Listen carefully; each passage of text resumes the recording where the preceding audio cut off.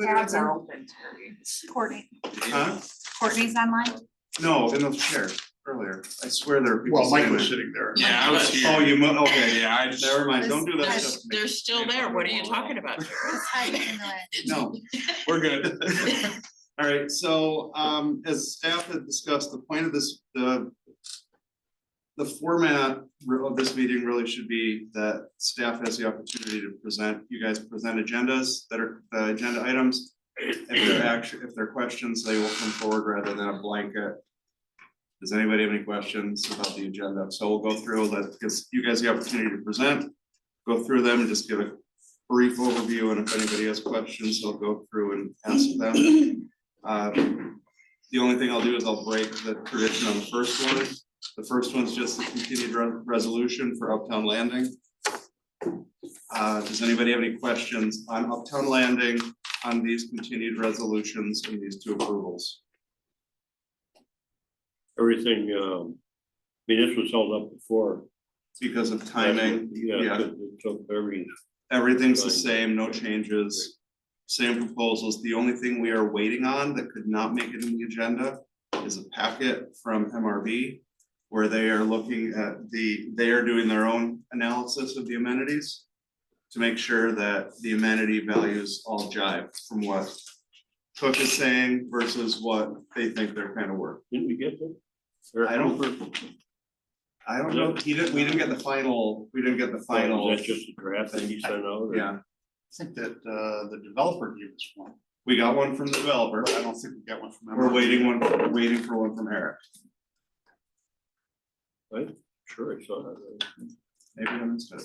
This last conversation I had, we were waiting, I was talking to Nadler and we were waiting to get that in, and I wasn't gonna make the packet, but anyway. That should be here for us to discuss on Monday, to make sure that everything lines up. Good. All right, finance, Jess, you wanna take those, starting with 250?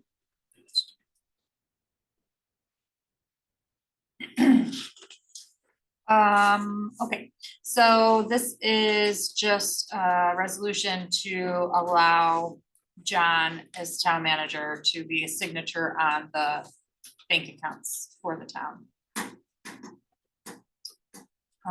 251 is just the normal authorization of budget transfers by town manager. There are attachments showing what the budget transfers were. I don't know if anyone has any questions about the budget transfers. So they're just basically, you know, since we're getting near the end of the year, some of our lines are close or over. So just making those adjustments.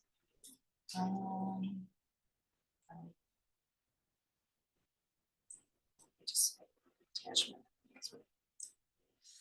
Jen, those attachment links are awesome. Yes, thank you so much for doing that. Let's see, and then 252 is to add John as town manager to our investment accounts as administrator with Night Class and Muni Trust.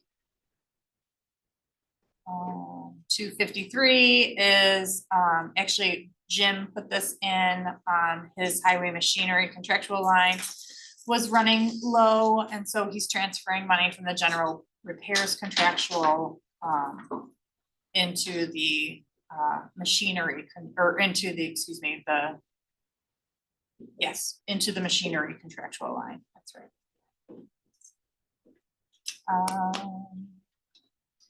I know 254, Jim also put in for I believe these are just allowing him to send out Those are to get just sending these out the bid. equipment, send them out for bid or whatever. Yes. In order to It's- get these vehicles ordered, since the turnaround time takes. It's so everything long. that's in the Yeah, budget. stuff that's in the budget for next year, but it's to get them ordered. Yep. Now, Mhm. while they're cheaper. 255, it says there's a reimbursement of the water account I believe Courtney is online in case you had a question about this. It looks like maybe there was an error and overcharge to customer, and this is just a request to pay the customer back. Yes, that's correct. I think that's it for me. Do you wanna do the Parks one? 256. For seekers, Yeah, I don't know much about that one. alright, so 256 allows an on park, it's just a seeker, declarate the seeker action that we had to take, that's what's kind of put us off.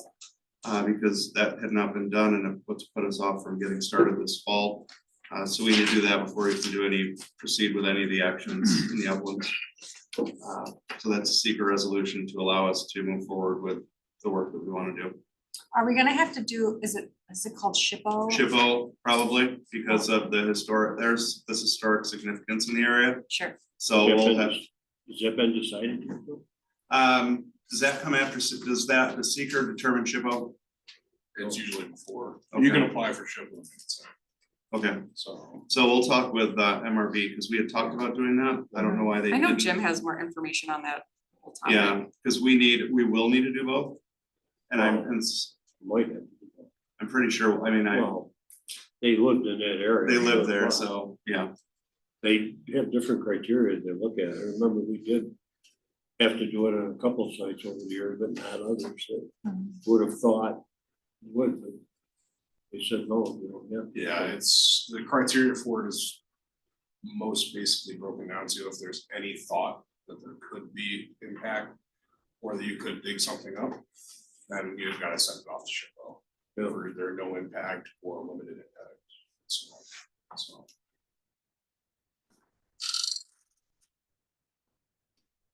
so we'll look for more, see what other information Jim has on that, and see if we can proceed with the SHPO on that. I'll take 257, so 257 is the agreement that was previously in place. For the special districts that basically sets that the 60% of the O and M goes to the candidate with consolidated and the 40% stays within the special district. It had expired at the end of 2023, so it hasn't been in place. So I just renewed that agreement to make sure it's in place for 2025 for the next 5 years. And then, if at any point that ratio needs to be changed or determined by the board needs to be changed, then we would just do an amendment. But I thought it was better just to get 5 years in, and then separately, I know we've had discussions about the 50 cents O&M rate for those specific special districts. And not really knowing how that came about or where it came from, and the only place it exists is on the budget draft worksheets. So I thought it was a good idea just to have the board set that rate so that there's something that works in conjunction with that agreement. So we have the agreement that says 60% of the O&M rate goes here, 40% goes here, but we had nothing that actually said what that O&M rate was. So because it's been historically 50 cents, it's left it by resolution as 50 cents. Jim says that's great. And now it's in resolution perpetually unless the board decides to change it, then we just do another resolution changing that O&M rate. And then this way it's not connected with the agreement. So if you change it, then you have to change the agreement. It was best to keep them as two separate pieces that still kind of work together. So if you change one, you don't have to change both. So that's all those are. So essentially then, of the 50 cents, 30 cents would stay, 30 cents Per thousand will stay, in with- that special district Well, and go to candidate Candidate consolidated, consolidated, 20 20 cents per cents. thousand stays within that district. okay, Which is what the agreement has always read. There just was nothing that said what that actual O&M rate was, other than the worksheets that nobody else really sees, so. and then, so then the only variable would be whatever the debt service is for that, so that would make up the other part of their tax rate, right? Yes, the actual tax rate is made up by other parts as well, Okay. so that's not the tax rate, that's just the operation and maintenance rate for that certain district. Any other questions on those? It just makes life easier. Thank you for doing that. Murph, you wanna talk about 259 through 63, really? Yeah, you're good. So 259 is the setting of a public hearing for text code amendment. This is reducing the minimum square footage from 1100 down to 720. Sarah did also include a second red line, which is removing the minimum square footage entirely. Reason for that was that there's really either lowering it or eliminating it. This way staff covered all the bases, no matter what gets decided at the town board meeting. So wanted to just provide those. But currently the one is 720. Okay. Chris Nadler does have that, so he should have his review finished by that time. Okay, everybody's comment. 260, that's the easements for Creekview Phase 2. Let's go back to 259 just for a second. No problem. I'm gonna argue pretty adamantly that it should be 0. And that there should be no restriction on that, so, okay, just give you the heads up. I do have an article that I received that talks about how many communities across the country are implementing standards that allow small home construction.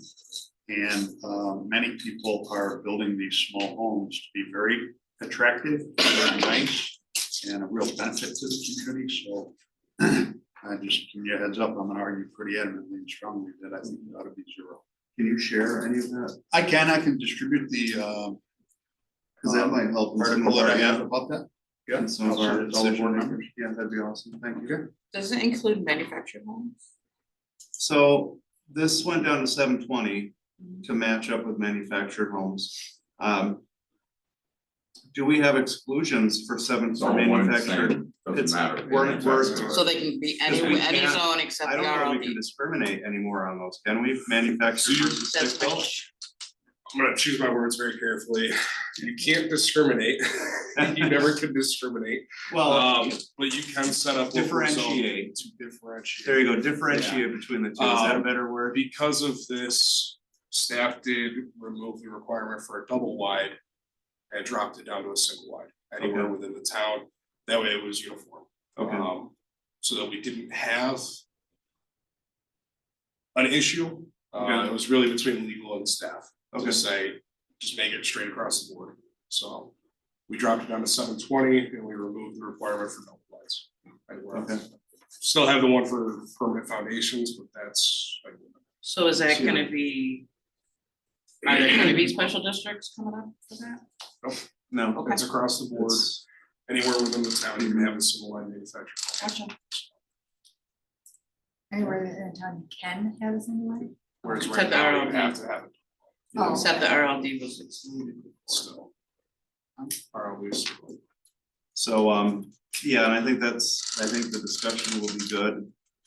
To look at that and see, I mean, the impact, we talk about the, the more you think about it, talk about the affordable homes, affordable housing.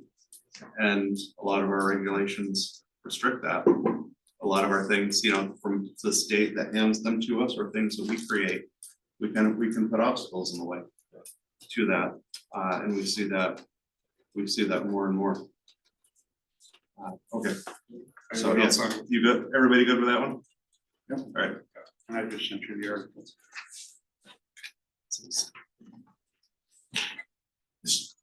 All right. It's not the same one, Yeah, there's two of them. just give them the. No, that's the one I have the remote for. So so after this meeting, we're gonna be getting some red tags from Mike Murphy. Run over the highway there in the truck. And implement a red tag, system for No, the town hall. We're gonna hide that, that's strategically placed in every town board meeting. Only people over 7 feet tall can use this chair, okay. Alright, Two sixty is the accepting of easements related to Creekview Phase 2. This is just for drainage and water main. Okay, I have questions about these easements. In some cases, the easements, in the past, we have charged back the cost of the easements filing at the county to, sometimes to the property owner and sometimes not. So I really would need clarification on these as to whether they would be charged back to the property owner. And it can be on an individual basis. It's just something I'd like to know ahead of time. I believe we do for them all across the board. To mean- the best of my knowledge, I've seen. So that's something that probably get added into the actual resolution of the resolve part of the final resolve part of what action you need to Need to take. take, with right. them, whether it should be said in the resolution that it's being charged back to Right. them or town. Yeah, it says, you know, to be it finally resolved, the town clerk shall file these easements at the county clerk's office, and then, right, and there should probably be something added about cost of easements to be Yeah, charged to, finance clerk is authorized to make any yeah, budgetary changes to charge back to so and so. can we add those? Or just bring those statements so we can add those statements? Yeah. To those, or just send us the statement and then we can make a well, we won't motion. have the statement at the time of the resolution because this directs the town clerk to file it. Right, So we just need something saying that the Okay. cost of the filing of the easements would be charged back to the property We're owner. actually already covered in the property owner sign off. There is a statement in there that covers us across the board for anything Okay. with filings. Alright. So I don't know if we actually need anything then, because that already covers us. Actually on the application. Yeah. It is, but to have well, it on the, have it it on just the, says, to have it in the resolution would probably be easier than don't have to dig in the I think in application. the application, does it say easements or does it just say that we can charge back consultant fees? Any fees and charges incurred by the town of Kennebec. It's a Okay. pretty blank Okay. statement. So actually, after, so I did something similar to the surety payment, where adding the final resolve that then directs what the finance clerk's actions are from the action of that resolution. I think it probably do it the same way where it'd just be a simple extra line, I'd give you the language. Cause the resolution should have that, should basically be telling the people who need to do something from that resolution what they then. want to do. I'm the one that writes the resolutions for the Okay. easements and the, Oh, okay, so So- yeah, and we talked about the surety one, so we could, but I think it would be you, I guess, who knows yes. who's going back to. Yeah. So we have two separate lines for whether it's being charged back to whoever. Just add that on, just to make it a more complete And then resolution. obviously a copy of this would need to go to. blah, blah, blah, blah. So do you want those motions added That would to be this great. resolution? Okay, I mean, I can type it up and. Want to do it on the floor or do you want to? what would be? I mean, Either way, Do them, it could be these going ones just forward. going forward, I think Yeah. it might be better, cause this packet was. Yeah. Yeah, okay, we I don't can, wanna going throw it out. forward, going forward Yeah. then. So, Harley, I know from this meeting that this will be charged back. I don't wanna- I don't wanna throw any curveballs back at the creation of this agenda, 'cause Sure. you might not see me after this afternoon. Going forward is fine. Alright, I mean, cause it's been, obviously, they've been again done that way in the past, but, you know, I'm just trying to go through them and just, you know, from my work with resolutions, kind of just making sure, you know, that we clean them up a little bit and making them more concise and then showing the, that exact resolve language on what actions each person there has to take. Alright, And we're it's at good. 260. Alright, 261 is acceptance of two sureties, 5200 Foster Road and 3485 Lakeview Lane. Foster Road is the one that I'll kind of go into a little bit of detail on. That's the new Gerber 5 residential structures. They're going up right across from Notre Dame area. So Just in case you hear anything about that one. Any questions? Alright. 262 Creekview Phase 1 acceptance and dedication of the roadway and the infrastructure for the water main, storm sewer and sidewalks for Phase 1. Same thing, town clerk to file necessary documents down the county. So this would be the same one as 260. And So this is you would file a road dedication. Mhm. But that doesn't get charged, that does it? That might be one because it's on us. Right, You know what I'm because saying? It's we're getting it. Yeah, we're accepting. So and includes the phase 1 sidewalks, Phase 1 sidewalks, not Phase 2. but the phase 1 that's been our bane of our existence No. for a while. That's part of phase 2. Yeah, that's Phase 2. Phase 1 is, so Woodland Park Circle is the main route. Yeah, We're accepting the sidewalks along that. Phase 2 is the discussion we'll have. They're working on that, but we want to see them completed by year end. okay. So this raises a question for me. And that question being, those sidewalks are gonna have to be maintained. The phase 2 sidewalks, the longer, so the internal ones, they maintain the internal. They take care of those. But here's the phase 2 along County Road 10, when they're in, yes. So then, how does that? How do you differentiate the bid from that particular Mhm. sidewalk? And we don't have to answer that now. Right, but no, it's a thought. I think It's- there's a map, isn't there? The a- first thought that popped in my mind when I heard that, right? Right, because we're requiring them to build, the sidewalks aren't in front of any residential. Right. They're in front of those, the wooded areas and a couple businesses. Yeah, Phase 2 runs from Woodland Park Circle south entrance all the way down to 529. Yeah. We're going all the way down to. And then you get the same situation with the uptown development, right? Mhm. We're adding sidewalks along public areas, so. My question is, you know, how is that in harmony or in disagreement with what we're doing With with? charging the bid for Yeah. sidewalk maintenance, yeah. Yeah. And we don't have to answer again. Yeah. Don't have to answer it today. No, that's definitely something to consider, because we're not typically in that. The Stone Trail, the trail on Middle Cheshire Road, that doesn't get plowed, does it, cleaned up in the winter time, because it's a trail. But sidewalks are a different story. Seemed to me that the sidewalk like Creekview, the reason it's being put in is because of that. Right, Seems to me it should fall to that organization to clear that sidewalk in the winter.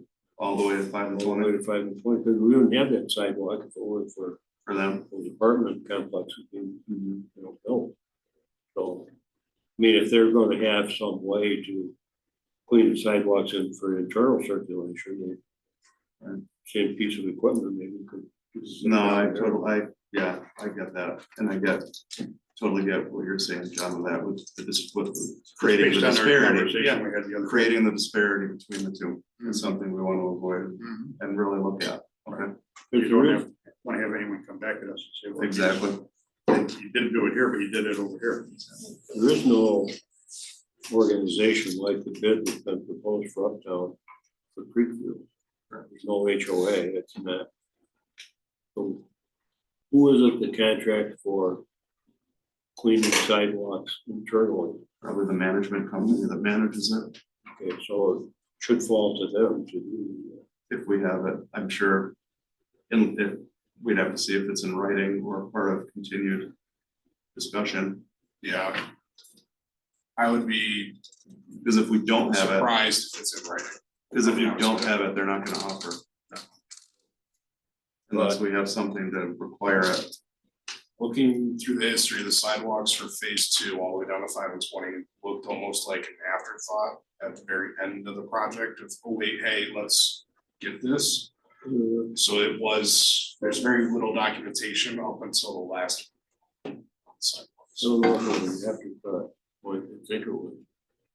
Isn't Why it there a got tucked into that phase 2 is a bit of a mystery, yeah, but should have been part of phase 1, at least that portion of it, and then add on for Yeah. phase 2 perhaps, but I don't know, you'd have to talk to Chuck, Yeah. maybe those guys would know, but how that all evolved, but Yeah. just to bring everybody up to speed with what I'm referring to. Jared and I had a conversation the other day about the bid and the money that's still left in the bid. And I asked the question, what were you thinking about doing with that? And I guess the gist of that conversation was, well, we're gonna use that money in the bid for plowing sidewalks and doing maintenance and that type of thing. So when we talk about additional side, and then it was added that the only place we have sidewalks in the community is really uptown. So now if we go and we add additional sidewalks in other locations such as Creekside and such as the uptown development that Cook and Chris are doing, we're gonna be adding additional sidewalks along public right of ways. So my concern is I don't wanna have some people saying, well, the bids, I mean, I don't wanna have the bid people saying, well, these other people aren't paying for maintenance of the sidewalks, but we are. And I just don't wanna have that disparity, and that's why I'm bringing it up now, so we have a chance to think about it and address it before. Who's gonna plow North Road? Good question. To that, I mean, that falls in the same bucket, right? We're creating, Right, are we creating something? we're creating, Well, sidewalk district would have to be the answer there, but then it falls to the individual homeowner. There's a sidewalk in front of their home. They do that in the city. that would be that would have, That's that would be a mandate that we would have to put on the homeowners. Or the business owner. The business owners or the homeowners, that they're responsible for keeping the sidewalk clear, which could help, it helps there. It doesn't help in front of the wooded area. I don't know who owns all that wooded area, or if he does, all the way down to In front of those barns and Halpern stuff, storage. Barns or Somebody some else. spot, yeah, they're home, but they're not. So Isn't there a sidewalk from 5 and 20 to about Aldi's, where you turn into Aldi's there? Isn't there a current existing sidewalk there? I think there is. There is, And that was yeah. from, I believe, Auto Wash. Right, right, yeah, That was part of the plan, site plan approval for Auto Wash. no one's clear on that, right? Right. It's just, John brings up a good point, but it's something we gotta look at and figure it out. We got some time, but we're now that we're getting into the sidewalk business more and more. Gotta get a policy for sure. We've gotta figure out how we're gonna take care of these sidewalks that we're creating. phase two has all the approvals, Phase 2 is underway. so you don't have the opportunity to make that a condition of approval at this point. No, unfortunately not. Boat sales. Yeah.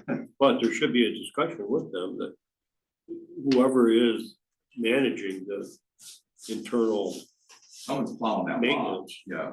they need to, you can bluff them, you can say, look, you guys gotta do it. That's how we're getting the sidewalks done this year. Keep at it. All right. I think you want to do 63 too, the mitigation plan, since do you have any, Oh, do you have any info I don't on know that? what's in it, so. Okay, so, you guys received a copy of the mitigation plan, all 700 and some pages of glory. I tried to direct you into some of the pages specific to the town. Basically, the county has to adopt the plan. The county adopted the plan, and then it allows us to piggyback on that. So if we say, yes, we approve the county mitigation plan, then we're covered as well by FEMA and any of the other agencies that require that to happen. There's nothing really that we need to do. It just identifies structures and things that we would like to see. Improvements that we would like to see. Things like, one of the things in there that came up was the RG&E transfer station, the power station that's in a floodplain. To actually try to improve that or raise that somehow, things like that are in that plan, those target areas. If you haven't taken a look at it, the specific pages to the town are about maybe 15 pages. So there's not a whole lot in specific relation to the town, but just take a look, and that's really what we're adopting for ourselves. Because it's already been adopted, the county already adopts it, and then we just adopt our own. We say, yeah, we like our portions, and we'll just jump in. Then I think it's written up right now so that we don't have to, if they make any change, any amendments within the 5-year period of But you don't have to do any additional resolutions. Correct. Well, then, once they do their 5-year update, that's required, then we'll have to readopt their 5-year update. It's supposed to, I think the last update was in 2016. Yeah, they follow that, quite follow the. Yeah, so, but it's supposed to be on a 5-year cycle. And it's important, just to piggyback off that, that we do stay with the 5-year cycle, even if it's outside of the county, because if we don't and we go past, it ties our hands as far as grant funding from FEMA. Most popular one is BRIC. You're not gonna get any grant funding if you don't have a currently adopted and approved hazard mitigation plan within that 5-year period, so it's tough.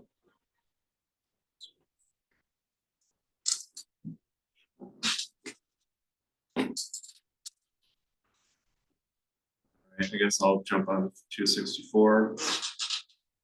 Any questions on North Road sidewalks, North Road reconstruction? It's gonna blow. Who's gonna know that quick? No, you're not allowed to ask that question. Yeah. No, so I'm gonna strike that from the record. Okay. So we'll see what kind of discussion where that goes, but there'll be some interest, some good discussion on that publicly, I'm sure.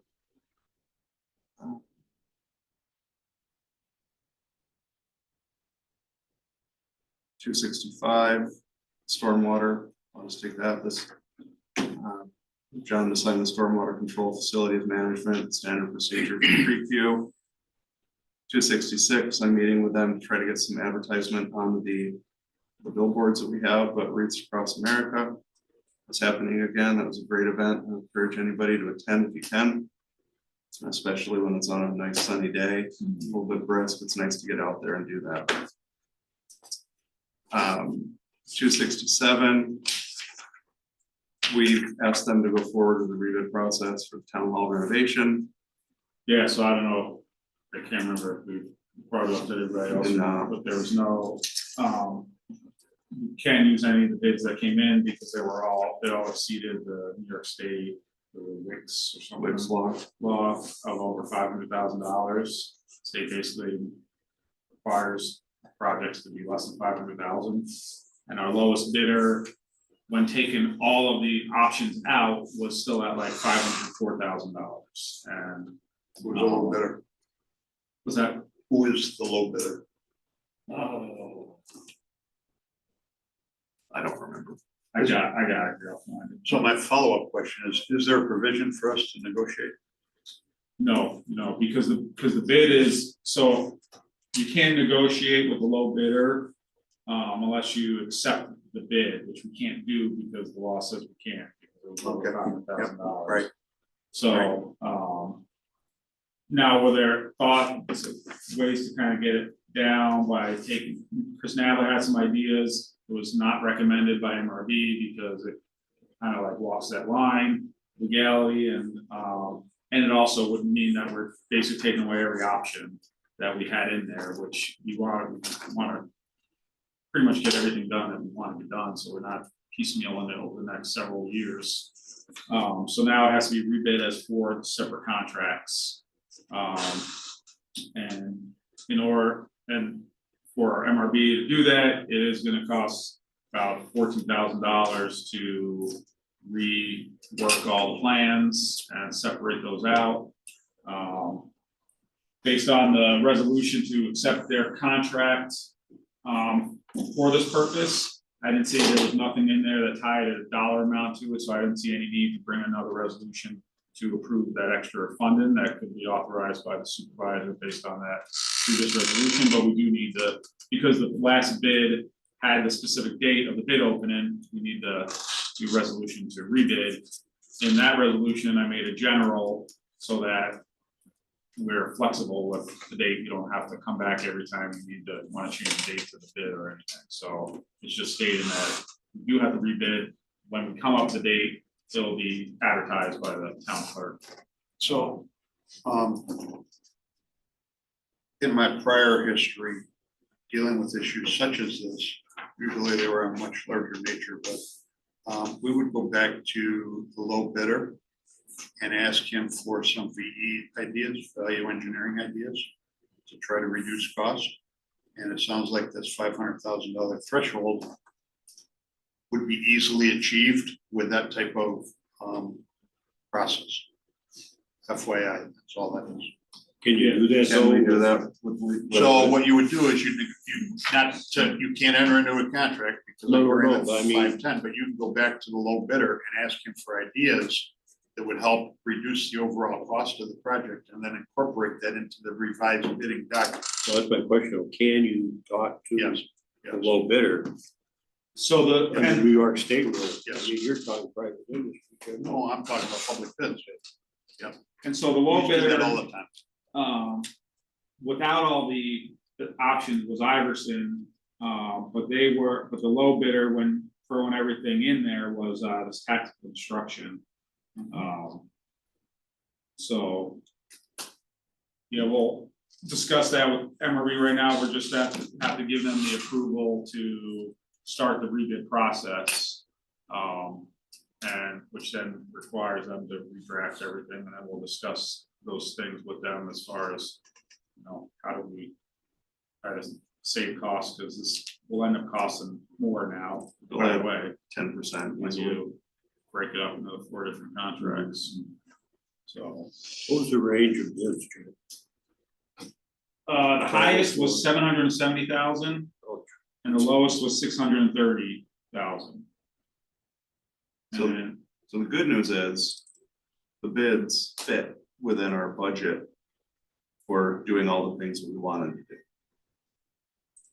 Yeah, we had one, something. We're at 750, 750, I yeah. think. So they fit within that of our list of improvements that we wanted to make. Yeah, we had a So they 7, came in there, but they did not fit. So now That that's, pesky state again. that 630 is gonna go up to 700 and the 700 is gonna go up to 800. we had Thompson Builds at 770. American Enterprise at 764. Then the next lowest was Whitney East Incorporated, 698.5. Taylor Builders, 647, Iverson, 643.5, Tactical, 630 and change. Were the options that, I mean, Iverson was low, but they went to 504 by taking out various options. Yeah, it was like every option, like the bathroom, Bathroom, stairs. So we're, painting, all those things. how important are those options to having a town hall that is the way that we would really like to have?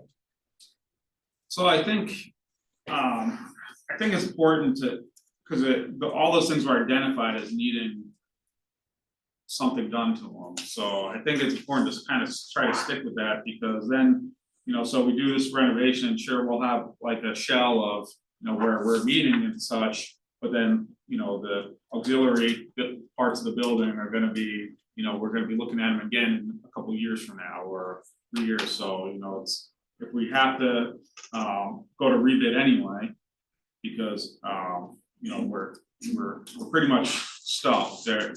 Nadler didn't see any way around rebidding, other than, like I said, he had some options, but it was like walking that fine line that we probably don't wanna walk. So you avoid what's called by breaking it up in pieces. That was the thought, kind of. Yeah, The unofficial thought was that, okay, we do it and then maybe we come back and we tackle the bathrooms as a separate contract.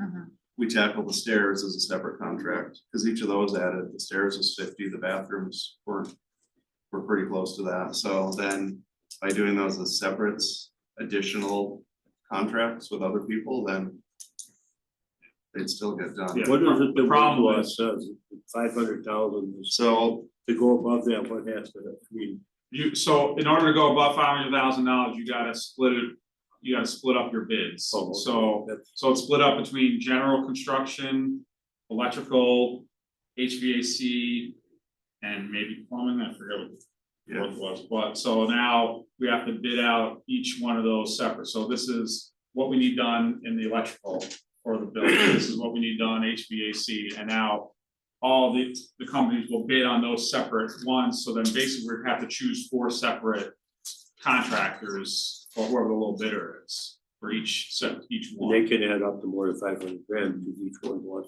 Yeah, Except so we're gonna add- it's the state costing their towns more money because they have some ridiculous number that they think we can do a reconstruction project Yeah. with. And it's gonna cost us 14,000 more. 14,000 more to Engineer it, Just right. to end. Just to- engineer it, right. just for the permission to do it, and probably another 10% or more. Because now you're adding, instead of one GC, you're adding 4 subs. And it, for those of you who have been dying to know, the law goes back to New York, in the 40s with New York City. And housing, building public housing in New York City. To try to avoid the corrupt things that were going on. But in the Bronx, their threshold is 3 million, Bronx, Kings and Queens, Nassau County and Suffolk, it's 1.5 million. Everywhere else in New York, it's Oh, well, yeah, because, it's you know, 0.5 million. the rest of New York is just podunk. Yeah, so you get off Long Island, 500,000. yeah, you leave the New York City vicinity, Same- Could be And, car paper and pallets. and it's stuff. 500,000. Speaking of from a Long Islander, everything north of the island is upstate, so it's all one. It's, Nothing different, right? It's okay, we think of all of you guys down there. Yeah. As a city. Right. But it's expensive that's and the- it's frustrating. I will bring up at this point that, you know, with the current bills that are getting paid and whatever, our engineering line is already gonna be over, so. So we'll have to find some money. We'll have to do an adjustment. Yeah. Well, this should come out of, This should come out of the project budget. Oh, the project budget, that's Yeah. true, okay. This will come out of the capital, the capital Well, budget. less to spend on construction then. Is, a quick question on the project now, is MRB gonna GC project manage everything? well, I mean, I guess that could be a They choice, do but I think construction administration. Yeah. what we were talking about, when we were during the bid opening, there was somewhat of a discussion about that, of who's gonna, Yeah. Jim did not want to have to deal with it. That's what we've Which- done on the other big projects, the booster pump and the tanks on the home in Cheshire, and the highway garage. They were the contract administrator and they had periodic meetings with all the subs. to Make sure everything was on track and meeting the Yeah. goals that we had outlined, so. So I think Jim asked that question in there, and I can't remember what the response was, but I imagine it Yeah. would be an additional cost. but Yeah. Oh, it would be, yeah. Yeah. Were you volunteering? No, not at all. I was just I wondering. think I It's heard really you. tough to GC from a one-room schoolhouse. Saying. Okay, Mr. 1800.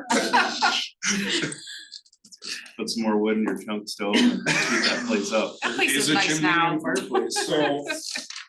So even though this resolution's on for Monday, MRB was asking today if they can start the process for rebidding so that they can try to get it, the bid date for November 7th, I think it was. Yeah. So if that's. We gave them a go, I yeah. would say, let's at least give them, say, yeah, go ahead and start the process. Yeah. But once the we can't obviously rebid until the resolution is passed, but I think it's okay to start the process if everybody's in agreement. with Yeah, it. we need to, and I had said, because the initial question was if we needed to wait for everybody to chime in. I did say I had no problem going ahead doing it, but I put that in writing to them. I think we've got to do it. We have no choice. There's no choice, I mean. it's- So we'll expedite, so yeah, so we're good, roll it forward, figure it out. Well, Get it, You got 3 people. wait, we have 4 days over there. 4. You don't even count me. Keep it. So you got half the vote, but you came in late. So 4, I'm sorry. is there anybody opposed to just getting them moving as fast as they can? All right, good. So we're moving. I hope I gave everybody enough time to say no. Maybe wear a name tag next time. Oh, we don't have our placards up. Yeah, that's the problem. Lindsay, you wanna do this? You wanna do, you've got the next, what, 4? Are we on 260? 268, Right. or 71. Okay, so for 268, I am proposing some changes to our handbook. After review, some of our policies are not equitable for all staff, especially our part-time employees. So I've done a lot of research, I've met with our part-time employees, I've reached out to other municipal HRs, and I am proposing what I think is the most equitable solution, when it comes to time off benefits. There's no financial impact to the town, because we budget the same, so there will be something in our policies that states that that part-time employee cannot exceed their normal average hours, therefore reducing, any potential overspending in the accounts, but it's more equitable for part-time employees to receive similar time off as full-time employees, just at their hourly / weekly average hours that they work. So that would include floating holidays, holiday pay. That was a big one, for the days that our building is closed. Our part-time employees would have to move their schedules around to make up that time, and that's, in my opinion, and the opinion of part-time employees, that's not fair. It's not their fault that we're closed. They don't get paid for that day. They have to rearrange their entire schedules around, so that was a really big one in there for that, but also the accrual of sick time, along with personal time as well. So like I said, I've done a lot of research on this, partnered with quite a few different people on this, and this is the most equitable for the town and the staff, which I think everyone would be really happy with, so. This is people who work 20 or more hours. Yep, the 20 or more hours. Does anyone have questions on that piece? I do have I have an email that I'll share at the board meeting from just a staff member speaking out in support of it. I didn't put it in this because it, talks about being sick. There's some and other personal some information personal there. things, so I'll give that to you guys. You can it's a short email. It just kind of gives perspective of A part-time where people are employee coming who, honestly, they're just as qualified as our full-time employees. They work just as hard. Their hours are just less. Yep. than that.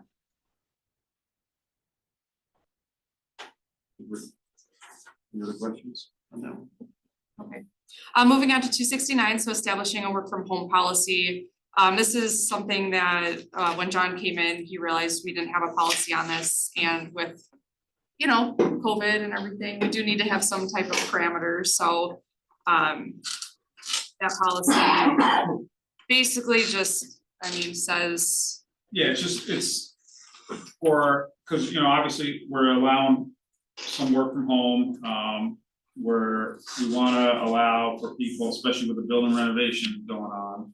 It was important to get this in place sooner than later, because we're gonna be allowing people to be able to work from home, so they have a place, and then, if, somebody is sick, they're able to work, but we really don't want them coming in, getting everybody else sick, and they have the ability to work from home, we wanna be able to accommodate that. So this policy basically just accounts for people who are scheduled, so who have a schedule of working from home. Somebody who may be sick and is good enough to work, but not come in, work from home, some emergency situations, daycare stuff, issues, things like that, so. And it just identifies their responsibilities when they're working from home, because it's always my opinion, and those who I've spoken to know this, work from home, that if you're at home, you should be able to do the full function of your duties, as if you were in the office. So if somebody calls or emails, they should have no idea that you're actually home working, because you should be just as responsive. So this policy kind of addresses all that, to allow that flexibility, but also ensure we're being productive, just as if we were in the office. Does this require extra equipment or computers so people can, access the system here? So I think most of that's already mostly set up. There's some things that gotta be tweaked, but that's just simple standard IT issues. But it's, as far as I know, it was already set up prior to me coming with people. Well, we did a lot of that During COVID, Yeah. people were able to log in and do that. yeah, we get a monitor to Yeah. take home. Had VPN set up. Yeah. Yes. And it's at your discretion, John, when that ends, we don't want everyone to work from home, right? So, yeah, between Lindsay and I, we make, we'll evaluate, Right. determine if the duties are able to work from home. Like, obviously, you can't have a maintenance worker work from home, so, and So we'll make that evaluation on whether the duties can be performed remotely and. or case by case And it's, yeah, it's basis. a case by case, it's not, set in stone. I wrote it in a way so that it's not an expectation, but more of a privilege to do so based on our discretion and your performance. I think that's good, particularly now after COVID. There have been a lot of articles and a lot of studies that show that working from home is not as effective as working from an office. And you don't get the same level of productivity, so I would just throw that out there for consideration. I would like it to be the exception rather than the rule as well. I mean, just as Yeah. a function of the town and interacting with people that you interact with. Yep, absolutely, and that's why it's written, if you read through it, it's written in such a way where it's a privilege to be able to do so, it's not. Not a standard. Yeah, it's not a Right. standard, it's not that, well, there's a policy, so I should be able to work from home. It's, well, let's evaluate whether you can, what your performance is, and then it's, when you are working from home, we're gonna be monitoring to make sure that that performance stays just as if you were in the office. It's more like if you need to, here are Correct, the here are the things, rules. here are the things that are expected, if it needs to happen. And with the renovations, it's probably gonna be to everyone's advantage. Over the next- Exactly. And that was particularly why we need to get it in place sooner, like, because of that reason, but then also the other things, because, and people typically, I think, what I've found, because we even had it at the county, and people typically know whether they can be productive at home or not, and I think the staff here, is upfront with what their abilities are at home and whether, some people work better. I mean, there are times, I can probably get a lot more done if I stay home, because I got, don't have 50 people at my door bothering me all day, and, so. Not here, this was my past job. Stay away from John. He was quick to put that footnote in. Yeah, so, Only 15 people here. Yeah. but so there certainly are pros and cons, but again, John, that's why I wanted to, I'm well aware of those pros and cons, because again, there are also people in the county where I'm like, I need this from you, I can't wait till you're in the office, you should be able to get it to me now, because you're still on the clock. And so that's why I wanted to make sure it was written that way to where and again, I've had the discussion with staff as well, if you're gonna be working from home, the expectation is you're doing your full job and abilities from there and working your full hours, unless you need to take vacation days or whatever it might be, some vacation time. And it's also not set up, so like if you are sick, it doesn't mean you have to be available to work from home. Correct. That's also written in there as well, Take just a- so staff is aware. It doesn't mean, just because we have the capability, you're not required if you are sick. If you're sick Must enough, work. You can use your sick that- time and that's yeah, okay. your sick time, then, and if you're not gonna be effective, if you're sick, then you're not working, taking your sick time. Which, thank you, John, for Mm-hmm. doing that. The next one is 270, opting into paid family leave. I do want to touch base on this. I've spent months actually researching what would be the best policy to create or present to the board that would benefit our staff as far as, it started out looking into maternity leave, since the town does not have a great maternity leave policy outside of FMLA and the standard short-term disability leave, which is just that 6 to 8 weeks at a certain percentage of pay. And as I think everyone here knows, New York State does have some great programs for paid family leave. And as I was trying to create, could the town implement this or implement that? I'm like, why am I trying to reinvent the wheel when there is already something out there that not just covers maternity leave, but it's paid parental leave. It also gives leave for taking care of somebody else, basically like a family member, and military as well. And this has no cost to the town, where some other things I was trying to propose may have had some cost to taxpayers. So this program would be the New York State paid family leave that we would be opting into. It is staff funded through payroll deductions. And their nominal payroll deductions, it's at a percentage of their biweekly pay, which is at 0.388%. And it caps out at $324 a year, so an employee would never exceed that amount. I did talk to our staff here over on the town hall side, so the non-union employees, and everyone was in favor of proceeding with opting into it. As a municipality, we aren't required to opt in, which is why the town never did. It was never even a conversation that was brought up based on my research for why, just asking the questions, like, why are we not in it? Is there some disadvantage?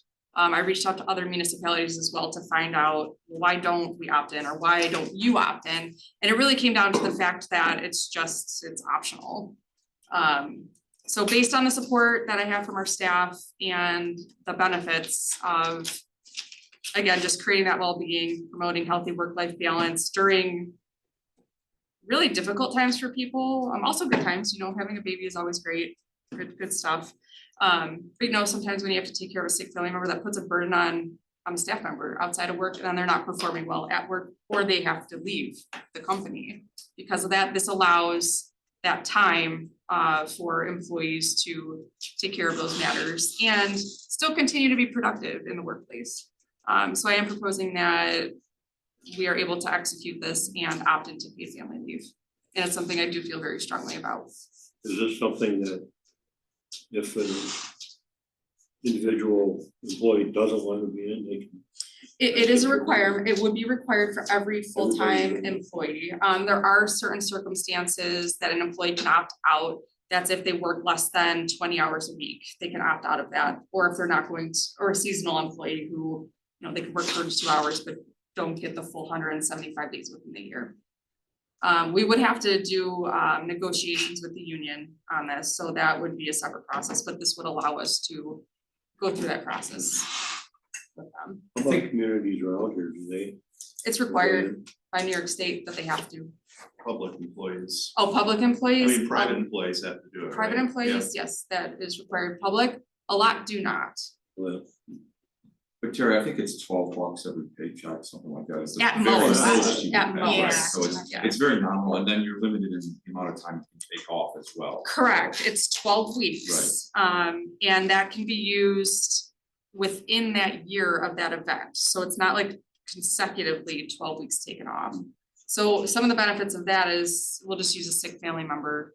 You know, maybe they have to go for cancer treatments. You can take that 1 or 2 days off, your job protected. It's not at your full rate of pay. It is at the 67%, and that does cap out.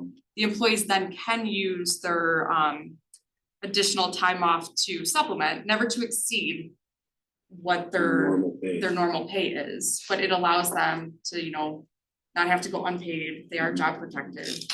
And it does coincide with FMLA as well, so it's not like someone can take advantage of it and take, you know, 6 months off or something. It's a nice benefit that costs us nothing. Yeah. It's Well, essentially what it is, right? you know, it's one of those things that it's competition for people. Right, It's good to have some. paid family leave is a good thing to have. Right, and it's not just, you know, it's not just, like I said, a maternity leave policy, this is a parental leave policy, it's also a policy to care for a loved one and still get that financial benefit, and that goes all through like our short-term disability insurance company, so again, the town pays nothing.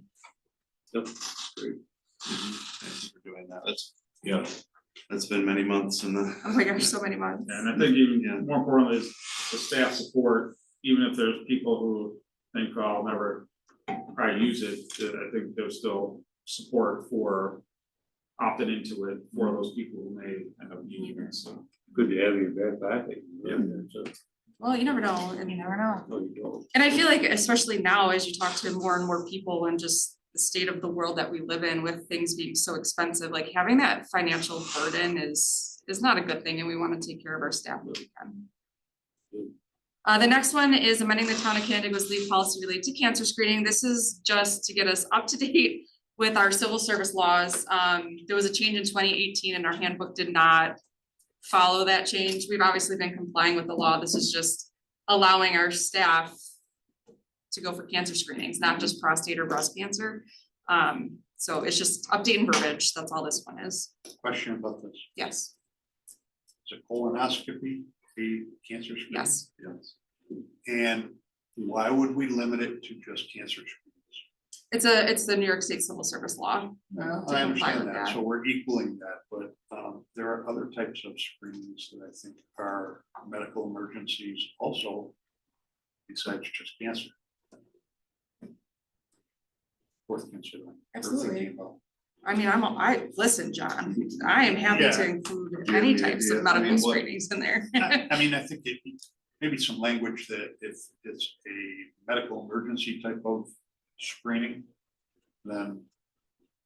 That's all. So, yeah, so that would be additional to this 4 hours. So this time off is by law strictly for those specific, those cancer screenings. So anything that we would then offer additionally would be in addition to that 4 hours. And that's what I'm saying. is that There are other medical types of emergency screenings that, people have no choice but to miss time, right, and go get something taken care of.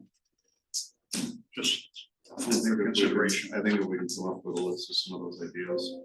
We also have we also have our sick time where a person would be job protected in that way. But I like the way you're thinking for that to encompass more.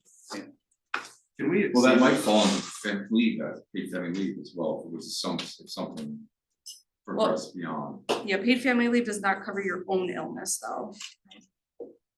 It's I only think it does. not for paid family leave. For So if you for had a- FMLA, it does. So, for what?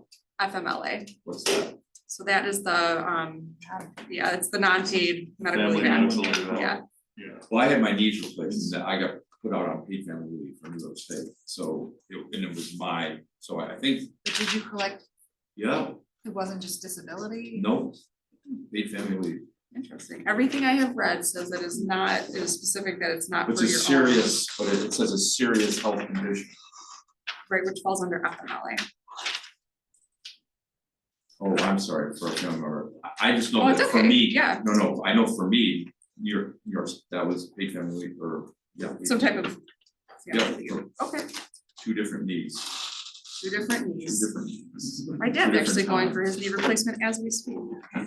Fingers crossed. Is there, I think that's all the resolutions, right? Yes. So, Yeah. regarding the budget, I sent a pretty detailed email about what the preliminary budget now looks like at the $1.15 rate.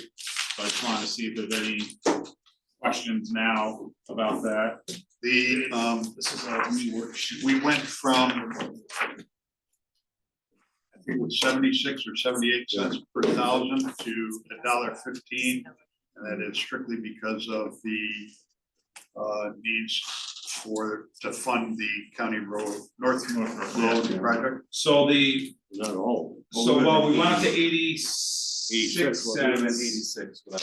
86 cents for operational needs, for basic operational needs, or 87 cents, sorry. I was just working from memory. So Yep, and then $1, so from 87 cents to $1.15 is for the North Road. Yep.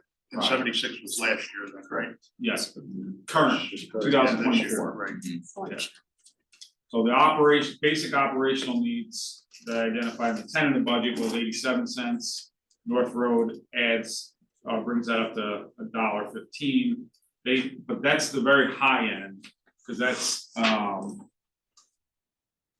based on, although unfortunately we'll have to probably use that number before we even know what the interest rate on the bond will be. Yeah. When do we bring this up to the public? Monday. Monday's the hearing on the budget? Monday's the public hearing on the budget. We're gonna have a short presentation. I don't know if we decided if MRV's gonna do it or if we're gonna do it, but a short synopsis of the project itself to explain the what's actually going on. And then there'll need to be eventually a referendum for the bond resolution itself. I mean, we do have the options, so everybody's aware. With this, for the bond resolution, there are two things we could do. There's a permissive referendum. Where you have to get the signatures, it's on the public to get the signatures. There's also just do it by straight referendum where we hold a vote. and then the public votes on it. It's an up or down vote. So those are the two options we have for this funding. Just so everybody's aware. With that bond, when we go, when we really decide to do it, we'd have that resolution, we'd have that permissive or regular referendum. But, you know, because of the way the timeline is, we have to get it into the budget Yeah, in order to be able to then proceed with the bond, so. And the whole community votes on this. the whole community would vote if it was a full vote. And that could be held at any time. That, can that be held at any time or just when we go to bond it, when we're borrowing money? I think Well, it's- that's what I meant. though. I think it's associated with the Restriction. bond resolution, yeah. Yeah, we don't have to wait until November of next year. to do No, it. if we can do it, yeah, whenever we're ready, Yes, we put out that we're having a resolution and we're doing that. yeah, Like the school one is December 3rd Yeah. for their project. that answers. my So I don't know what, to be honest, I don't know what would happen if it's voted down, because if we're already gonna be taxing on it. Yeah, I mean, I guess we'll have money for some other, it would go in the, yeah, Well- it would go in the reserve fund. yeah, and try again, maybe that's where we would start a capital project for it then. That's the, This project has to be done. yeah, So, having a straight referendum. We're elected to represent the Yeah. people and use our experiences and everything to make those decisions. I would stick with the permission, which is require somebody out there to hold the signatures with 5% of the registered voters in the town. And then forcing the town to have a permissive referendum. Just straight referendum. We're gonna push that out at least 6 months, 8 months into the future, so I mean, it's a. So just talking about the process for the permissive referendum, so we have to go and get 5%. Now, we we don't. Someone does. someone knows, yeah. Is 5%? I believe it's 5% of the Voters. voters, people that voted in the previous governor's Yeah, race, 5%. And those 5% are yeses? no, that would To be vote to it down. put it up to a vote. So if there were people who did Put up the oppose vote it, of the board. no, No. if, so let's say there's resident X doesn't support the project. Goes out and gathers with friends enough signatures to force a permissive referendum. Then that vote goes to the entire public. It's an up or down vote. Got it. But it only happens after the signatures are gathered and they're presented and said, we're forcing a referendum on this project. So we vote on it, and then if someone's not happy about that Yeah. vote, then they go out, Then they they- force the yes. permissive referendum. There's a time period you have to wait. Yep. Before you can schedule it to be done. So give people that time to collect signatures. Yeah. And so, you know, that's why it's important to get it into the budget so that we then can actually prepare for it, which then we'll probably do some, you know, some meetings. With people to present the project, really show the benefits of it and try to garner that support. But again, if, you know, comes down to it, we're already taxing for it to account for it. It's gonna be in the adopted budget before we get to any of that stuff. So I guess, you know, the fail safe would be then whatever we're getting is moving to a capital budget for that project anyway. And then we try again following year. So MRB will present the project from a more engineering standpoint. But we've discussed North Road for years. Yeah. I believe the board believes we should do this. So that has to be part of that discussion one day, that this is something we recommend. We've been working, We have to- yeah, we've been working on a public message. We've been gathering public safety information. We've been gathering information from the school district and from other involved parties with the project, explaining the significance and why it's important. And yes, there will be, rather than the technicalities of what the road's gonna look like, sidewalk, the movement, all that, it needs to be, this is the public benefit and the public need for this because of the significance of that road.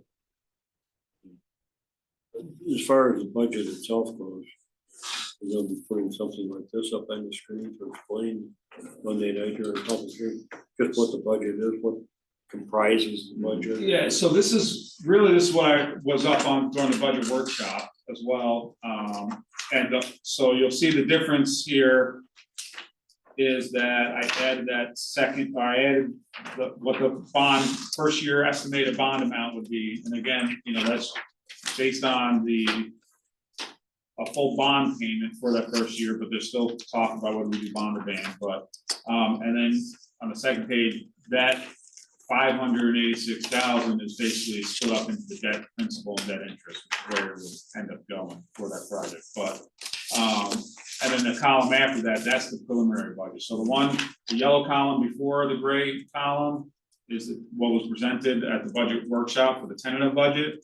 And then now, based on the discussion during the budget workshop and adding in this project, that second yellow column is the preliminary budget. And then I created on the top chart to the right of the columns, those charts were there for the workshop, but then I added that one to the right that shows with the North Road project what the increases are compared to 2024 and the total tax levy between highway and general fund. And then I did the same on the second page. I got it. The first column was already there. That second 2024 versus 2025 expense line includes the North Road project now. And then the only other changes were that the 50,000 took out of Auburn Trail. That was really the only change from the tentative budget, other than adding in the North Road project. And I did change the formulas. I did fix the formulas in the highway part to make those numbers add up more as far as what percentage was highway versus general fund. So that's now all correct. Figured out the issues with those formulas and got that fixed. But yes, I can certainly, for a public hearing, have this particular chart up, ready to kind of show. I don't know what sense people will make of it. But from this, what you guys have, the actual printed budget, the only difference, again, you're gonna see is that last column that has the preliminary budget column, the subtraction of the 50,000 for the Auburn Trail, and the addition of the debt, principal and interest in one of those last columns. And then obviously any year-to-date activity for this year is going to be different from the last time I printed it.